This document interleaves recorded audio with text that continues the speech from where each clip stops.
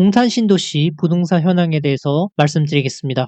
먼저 거래량부터 보면 청계동이 4월 22일 기준 20건이 집계가 됐고 제일 동탄 신도시에서 거래가 많이 이루어지고 있고요. 3월이랑 비교했을 때는 거의 비슷한 수준으로 이어지고 있습니다. 전체적으로 지금 동탄 신도시 흐름이 3월이랑 좀 비슷한 흐름으로 나오고 있는 추세인데요. 지금 3월이 388건이 집계가 됐는데 아직 3월 집계 기간이 한 일주일 정도 남았기 때문에 늘어날 수 있습니다.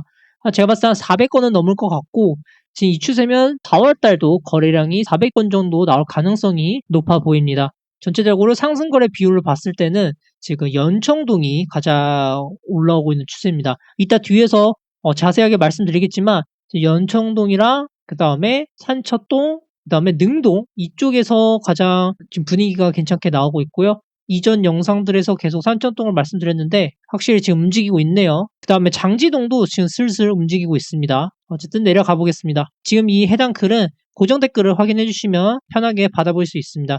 그러면 동별로 지금 어떻게 거래가 흘러왔는지 살펴봤을 때 그러면 3월 달에 청계동에서 거의 이제 2배 수준까지 이렇게 집계가 된 모습이고 그 다음에 여기서 산척동도 49건으로 이렇게 증가된 모습입니다. 그 다음에 연청동은 아직은 살짝 미미하지만 그래도 움직이고 있는 추세인데 가장 뜨거운 거는 능동입니다. 제가 가장 놀라웠던 게 능동이 추세가 가장 뜨겁게 나오고 있고 지금 청계동도 마찬가지로 이때 비슷하게 나왔습니다. 정리해보면 전체적으로 이 차트를 봤을 때는 청계동이 가장 먼저 움직였고 그 다음에 동탄 1기 신도시에서는 능동이 이렇게 움직인 모습입니다. 네, 단지별로 봤을 때는 장지동에 위치한 동탄 호수 자이 파밀리엠 아파트에서 7건으로 가장 많이 거래가 됐고요. 그 다음 목동에 위치한 호반 베르디움 센트럴 포레 아파트에서 7건, 연청동에 위치한 반도 유보라 아이비파크 2.0 단지가 6건으로 이렇게 거래가 진행되고 있고 그 다음에 여기 목동에 위치한 호반 베르디움 센트럴 포레는 지금 하락거래 쪽이 조금 많이 나오고 있는 추세입니다. 6건이 지금 하락거래네요. 이 부분을 지금 어떤 단지에서 어떻게 움직이는지 좀 알고자 하신 분들은 제가 향후 네이버 프리미엄 컨텐츠에서 어떤 단지가 지금 어디를 움직이고 이 단지가 거래가 이루어지면서 이 단지 쪽으로 사람들이 움직이고 있다. 이런 정보들을 앞으로 네이버 프리미엄 컨텐츠로 진행할 예정입니다. 고정 댓글을 확인해 주시면 될 것 같고요. 그 다음에 말씀드린 거 참고해 좀 봐주시면 되고 면적별, 세대별, 중국 연도별 거래량을 살펴봤을 때 우선 4월달 같은 경우는 현척동 같은 경우 30평 중후반에서 40평 초반대 평수에서 10건이 이렇게 거래가 나오면서 대형 쪽에서 거래가 터져 나왔습니다. 청계동 같은 경우는 5구 타입에서 84 타입, 즉 20평대에서 30평대까지 이렇게 거래가 주로 이루어졌고 능동도 이 정도 추세입니다. 그 다음에 거래 흐름으로 봤을 때는 3월에는 30평 중후반에서 40평 초반대에서 이렇게 51건으로 무려 2월보다 거의 2배 이상 수준으로 거래가 진행됐습니다. 전체적으로 지금 한눈에 봤을 때 모든 면적에서 이렇게 거래가 증가가 된 모습이고 10평대랑 20평대에서도 거래가 증가가 괜찮게 나왔네요. 4월달 같은 경우는 현재로서는 20평 중후반에서 40평 초반대가 가장 거래가 먼저 빠르게 신고되고 있습니다. 이 퍼센트가 낮은 게 가장 거래가 빨리 신고되고 있다고 보시면 될 것 같고요. 그 다음 이어서 세대 수요로 봤을 때는 500세대 단지들에서 거의 주로 많이 지금 거래가 되고 있습니다.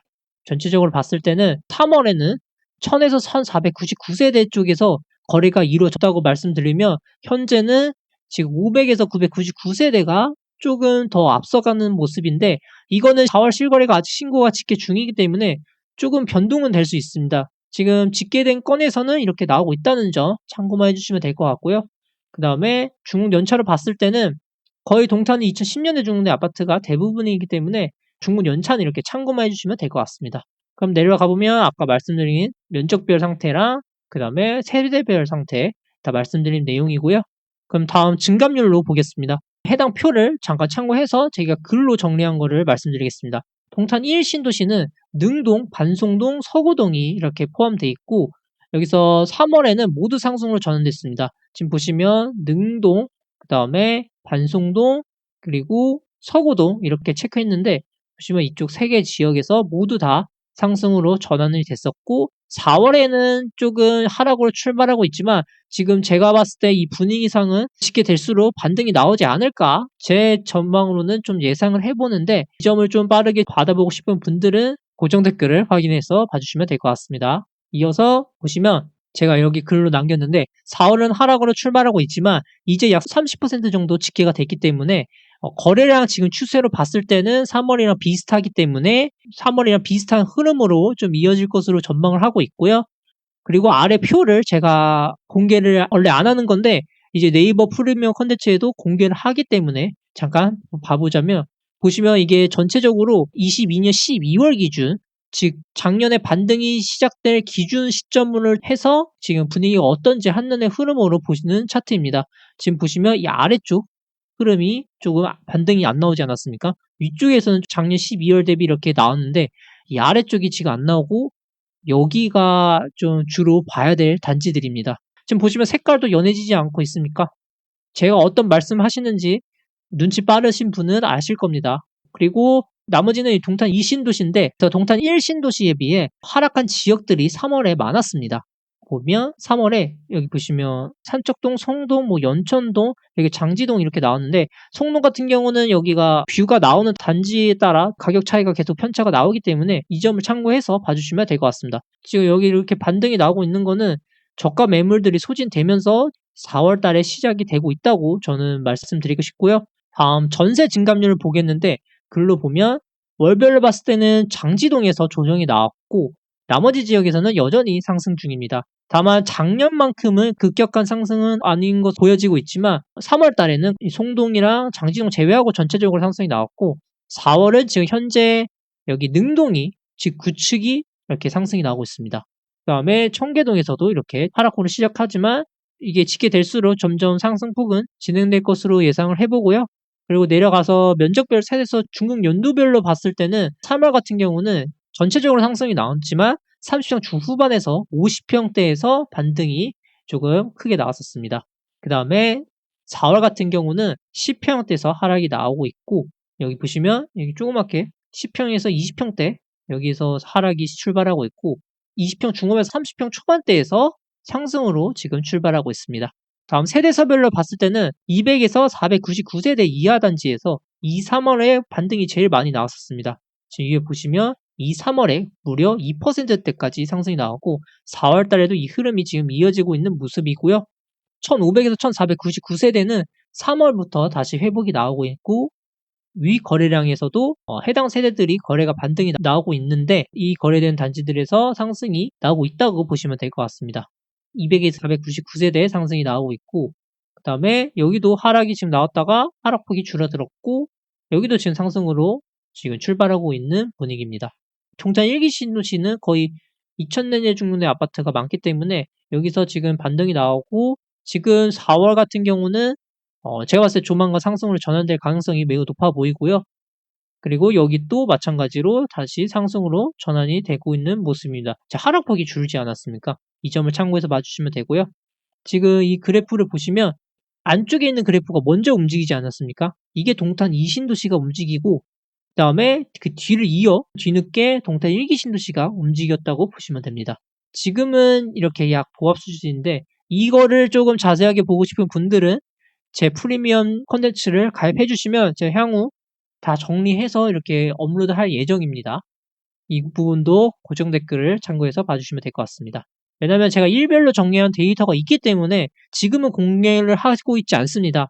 다만 제 프리미엄 컨텐츠를 구독해 주신 분들이 늘어나고 제 정보 향상시키기 위해 좀 아껴두고 있는 상태인데요. 많은 관심을 부탁드리겠습니다.